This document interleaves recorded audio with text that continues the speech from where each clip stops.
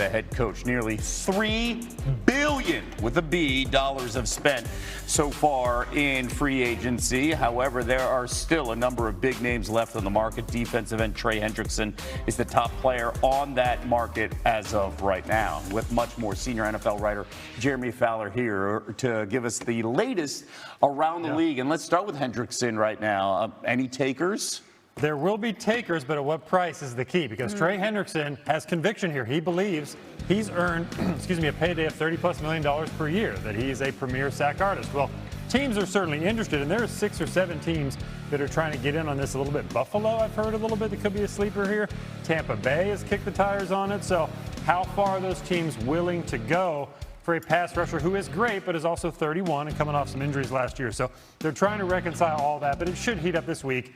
Premier players don't get to the market very often, so he should be taken up at some point. And I know he's been dealing with the frustration over the last couple of years, still getting tagged, and now he's a free agent, and now we have silence so far. He played just 7 games this past season, still had 61 sacks over the last 5 years, 4th most in the NFL. All right, so we're obviously still waiting on some big names in the quarterback market. Let's start with Kyler Murray, who's on the move. Yes, so he should be cut tomorrow. Arizona could hold a little bit of hope in the next 24 hours, see if they can trade him, kind of like the Jets and the Raiders did with Geno Smith, but by and large, he's expected to be released. He wants to be released, so really he wants to take his time here and choose a team, maybe even make a free agent visit or two.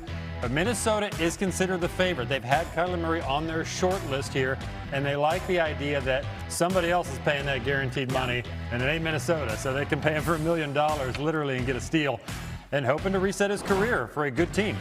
Then you have Aaron Rodgers. So my sense is the Steelers continue to believe and hope that Aaron Rodgers will be their quarterback. Now, we don't have a firm timeline, Kevin, because you know it's not your first rodeo with Aaron Rodgers, so this could be a while. But that's the feeling that, they hope he's a quarterback. They like Will Howard in the building, late-round pick last year. He's shown himself, acquitted himself well in the background there, and they've also done a lot of homework on this draft class, so perhaps they take one in the middle rounds. And then finally, you have, that small print there. Kirk Cousins. There he is, Kirk Cousins. There he is, Kevin. Kirk Cousins set to be released as well tomorrow when the new league year begins. This could be a situation where he sits back and surveys the landscape. In the past, when Kirk Cousins was a free agent, he was a magma hot name. He'd get that 3-year, $90 million deal from the Vikings years ago. This will be a little different. I think he's a backup plan for a few teams. Somebody floated to me around the league, Vegas could make some sense as a bridge guy. If they want to sit Mendoza for a little bit, and he's got the experience. We'll see. He wants to keep playing, though. That's the feeling. Okay, well, he just had 8 starts in 2025. He's 38 in August. 42-year-old Aaron Rodgers.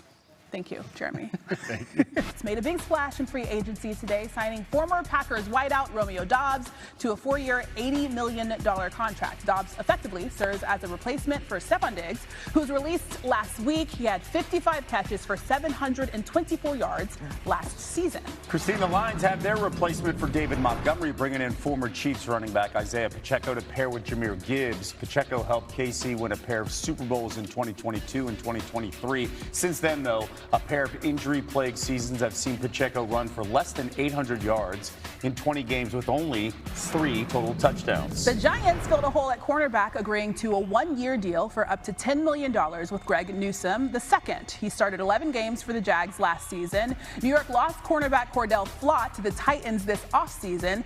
Newsome has 4 interceptions and 43 pass breakups in 5 seasons. The Texans made another move to help out quarterback C.J. Stroud after a 3rd straight loss in the divisional round of the playoffs. Houston agreeing to a 2-year, $25 million deal with offensive tackle Braden Smith. The Texans have re-signed 2 linemen and traded away 2 others. Smith was a key run blocker for Jonathan Taylor with the Colts last season. The Bears added a new weapon for Caleb Williams, signing former Lions wide receiver Khalif Raymond on a 1-year deal to help replace DJ Moore's production. Raymond totaled over 2,000 yards receiving and 8 touchdown grabs across 5 seasons in Detroit.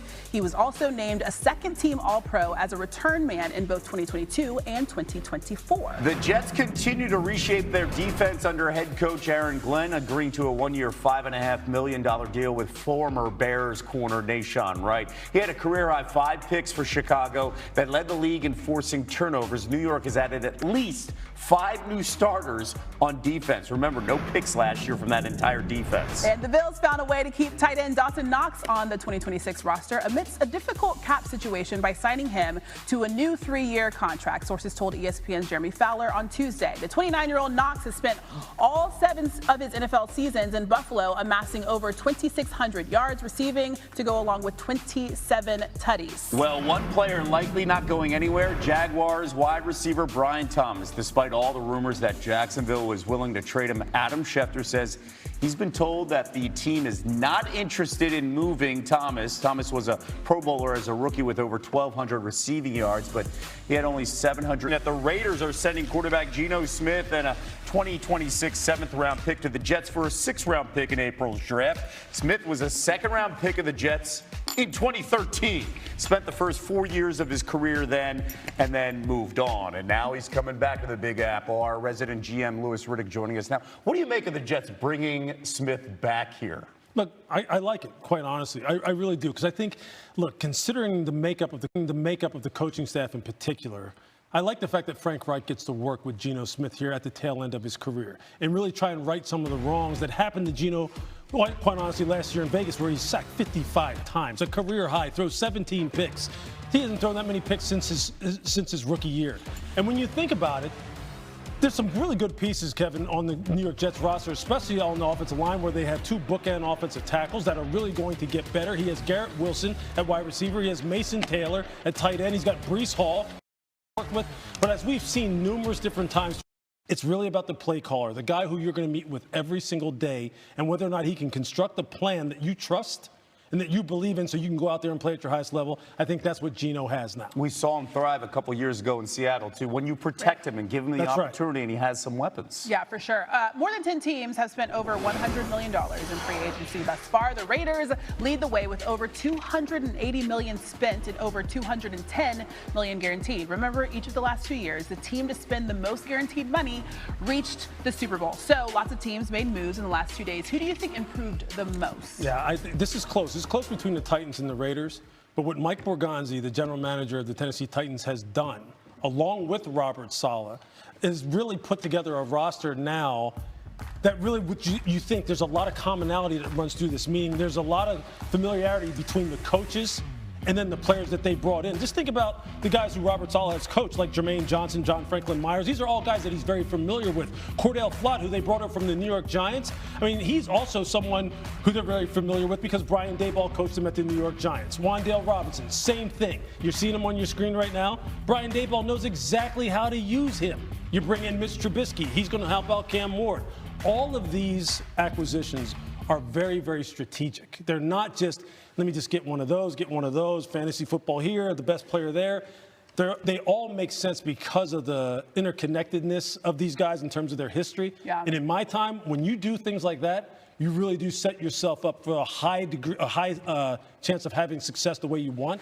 And I think Tennessee maybe will be able to duplicate some of the same things that you saw the New England Patriots do this year with Mike Vrabel. Yeah. They may be able to turn this thing around. I'm not saying they're going to the Super Bowl, Right. but I think you could turn it quickly. Yeah, that'd be very exciting for the Titans. And then you help a second-year quarterback in Cam Ward, Yeah. like That's the right. Patriots did specifically with Drake May. That's right. A team that has a veteran quarterback, that is the Rams. They went with their defense, and they remade their secondary after losing the conference title game. They traded for all-pro corner Trent McDuffie, then signed him to an extension. Then they picked up another Chiefs defensive back, signing Jalen Watson, 3-year deal. LA re-signing safety Cam Curl. So literally, when you look at this defense, we knew their weakest spot was that secondary, right? They addressed it immediately. And right now, according to Vegas, they're the Super Bowl favorite. Yeah. Have they done enough for that idea to be the favorites to win the Super Bowl? I think they have. Look, Trent McDuffie is someone that Brett Veach, the general manager down there at the Chiefs, didn't want to lose, but he knew this was coming. He knew not only was he going to trade him and get a number one, but he also knew that Trent was in line for a huge extension. And look, there's only so much money to go around, and in Kansas City, they probably weren't going to be able to afford it. Look, Jalen Watson, that's another great pickup. To get 2 guys from the same football team, now we talk about familiarity, right? These guys are going to come into a new environment, a new defense that's going to be coordinated by Chris Shula, who's a heck of a defensive coordinator out there in L.A. So they're going to be able to kind of talk amongst themselves and say, hey, look, these are the kind of things that we've done before that have really helped us as a group when we were in Kansas City. Maybe we can kind of impart some of that on some of the people here already in L.A. and elevate this secondary, which was clearly a weak point. Yeah. This team's loaded, very well coached, And look, you got to give their front office all the credit in the world for targeting these two guys, being aggressive and going out and getting them. Matthew Stafford coming back one more crack at it. Yeah, you talked about how they were a weak point, that secondary. They allowed the second lowest opposing QBR and the fourth fewest yards after the catch per reception last season. Lou, thank you. You bet.